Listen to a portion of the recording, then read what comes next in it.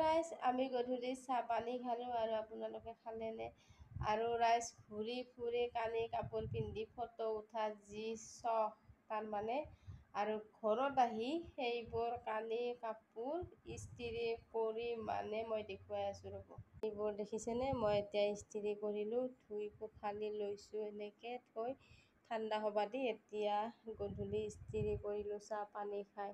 পিন্ধাতে যেমেন photo উঠা চখ মানে, আৰু এতিয়া মজা পাই গৈছে। আৰু এয়া হাজবেণ্ডৰ কাপোৰ, আৰু সেই বেগটোতে কাপোৰ নিছিলোঁ, সেইটো ৰ'দত দিব লাগিব।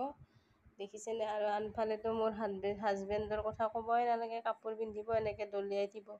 কোনো নাই বাৰু, সেইযোৰা দুপৰীয়া থৈ দিম। আৰু এই দুখন বিচনা মোৰ এনেকৈ কাপোৰ ঠিক কৰা এই বিচনা, এনেকৈ এইখনত ৰ'দৰ পৰা আনি থওঁ আৰু আনফালে এইখনত এনেকৈ জাপি জাপি থওঁ।